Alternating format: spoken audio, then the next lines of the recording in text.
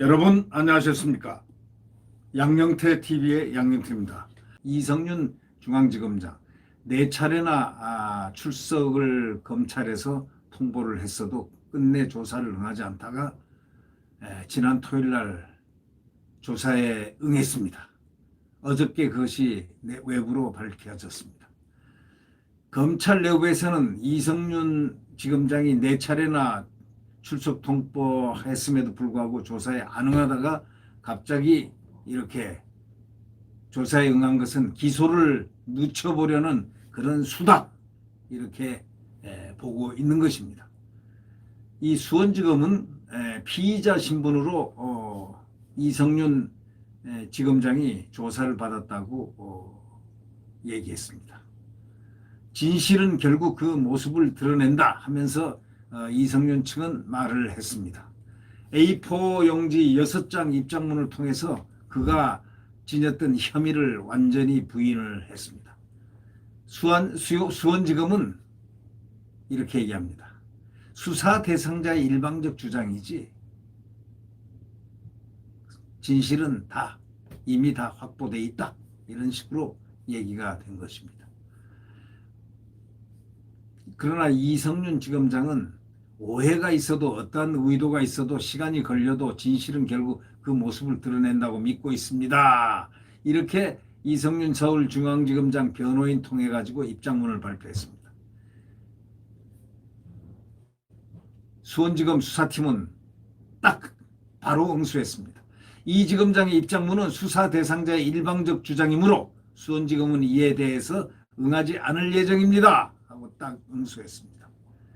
2019년 김학의 전 법무차관에 대해서 불법 출국 금지 의혹을 밝히려고 했던 수원지검 안양지청 수사팀의 외압을 행사했다는 의혹을 받고 있는 이성윤 서울중앙지검장, 당시에는 그 대검 반부패 강력부장으로서 수사 총책임자였습니다.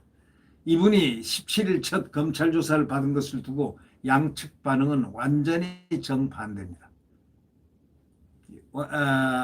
수원지검과 이성윤 측 변호인의 그 상반된 주장, 완전히 180도 다른 지점에서 얘기를 하고 있는 것입니다. 이성윤 지검장의 입장문은 그러니까 수사 대상자의 일방적으로 다 의뢰의 그렇게 하는 주장이기 때문에 수원지검으로서는 절대 응하지 않겠다는 이 말은 단호하게 지금 모든 것을 입증할 수 있는 자료를 다 구비해 놓고 있다라는 그런 뜻으로도 들립니다. 2019년 김학의 전 법무차관에 대해서 불법 출국 금지 의혹이 있었는데 결국 이 사건에서 서울중앙지검장이 당시 이제 대검찰청 반부패 강력부장이죠. 이분이 17일 첫 검찰 조사를 받은 것을 두고 양측 반응이 이렇게 어긋나는 것은 참으로 국민들로서는 대충 다 알 걸 아는 그런 입장에서는 당황하지 않을 수밖에 없습니다. 이 동아일보가 결국 이성윤 4차례 출석 통보 끝에 조사에 응했다는 이러한 그 기사를 내놓으면서 동아일보 법조팀이 종합 취재를 해서 내놓은 것이기 때문에 이 내용은 상당히 지금 첨예한 내용으로 지금 국민들에게 다가설 겁니다. 이성윤은 관여 안 했다. 검찰은 의뢰 그러는 피의자들은 의뢰 그런다. 이런 식의 반응.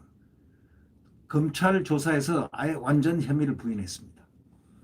이성윤은 검찰이 자신을 조사했다는 사실이 공개되자 변호인을 통해 가지고 A4 용지 6장 분량의 입장문을 공개하면서 혐의를 전면 부인했습니다. 이 지검장 측은 입장문에서 2019년 6월 18일 대검 과거진상조사단 소속 이규현 검사의 비위가 적힌 안양지청 검사의 보고서와 유선상으로 확인한 내용을 당시 문무일 검찰총장에게 보고했다고 했습니다. 또 안양지청에서 건의한 대로 긴급 출국 금지 사항을 동부지검에 확인해보라고 지휘했다고 주장을 했습니다. 이 지검장의 업무 일지를 통해서 수사를 막지 않았던 정황을 확인할 수 있다고도 했습니다. 그렇지만 수원지검 수사팀은 전혀 그 생각하는 지점이 다릅니다. 이 동아일보가 아주 세세히 취재를 한 내용들입니다. 이 수원지검 수사팀은 이성윤 지검장이 책임자였던 대검 반부패가 안양지청의 수사를 가로막았던 정황을 상당 부분 구체화한 것으로 알려졌습니다. 앞서 공익신고인도 또한 한마디 했죠. 이 검사의 비위가 적시된 해당 보고서를 상급기관인 수원지검에게 보고하지 못한 이유로 대검 반부패를 지목을 했습니다.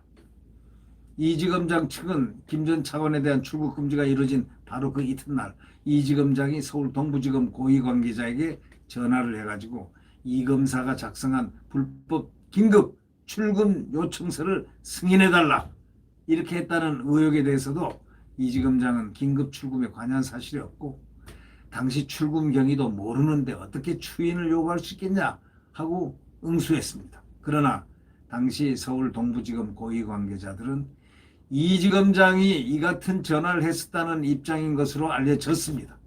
결국 이 지검장 측은 최근 대검찰청이 이 지검장의 기소를 승인했다는 소위 언론 보도에 대해서 관련자들에 대한 향후 대질 조사를 통해 충분히 해명될 수 있음에도 기소 가능성 보도가 나온 것에 대해 유감스럽게 생각한다고 주장을 했습니다. 이 지검장이 이 사건과 관련해서 조사를 받은 것은 진술조서를 남기지 않는 등 황제조사 논란을 불러일으킨 지난 7일 공수처 면담 조사 이후에 41일 만에 이렇게 딱 갑자기 조사에 응한 겁니다.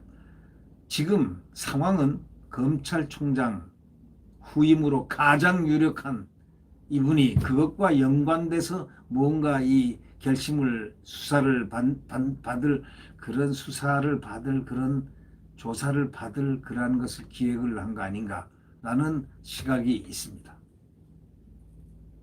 이지검 측은 재이첩된 사건에 대한 수사 및 기소권이 어디에 있는지에 대해서 검찰과 공수처의 의견이 달랐기 때문에 의견 조율이 되기를 기다렸던 거라고 하면서 뒤늦게 검찰의 조사를 받은 이유를 갖다가 그렇게 됐습니다. 그러나 검찰 내부에서는 이 지검장이 갑작스레 조사를 받은 것은 기소하는 그 시점을 늦춰보려는 그런 것이 아니냐라는 시각이 지금 거의 나오고 있습니다. 이 지검장이 입장문에서 대질조사를 언급한 것도 바로 이 같은 이유라는 겁니다. 이 대질조사를 언급한 것도 바로 이런 뜻에서 나온다라는 것입니다. 기소를 좀 늦춰보려고 기소 시점을 좀 늦춰보려는 그러한 수가 아닌가 이렇게 보고 있는 겁니다. 검찰은 공수처가 수원지검 수사팀에 이 지검장에 대한 기소권을 넘기라고 요구하는 것이 변수가 될 수 있다 이렇게 보고 있는데 공수처는 지난달 김 전 차관 사건을 수원지검 수사팀에 재이첩하며 수사 완료 뒤에 공수처가 기소 여부를 판단할 수 있도록 사건을 송치하라는 공문을 보냈다는 겁니다. 그렇지만 수원지검 수사팀은 이 검사와 차규근 법무부 출국 외국인 정책본부장을 9일 기소를 했습니다. 공수처가 이 지검장의 기소권을 달라고 할 경우에 공수처와 검찰의 갈등이 다시 불거질 가능성이 매우 높습니다.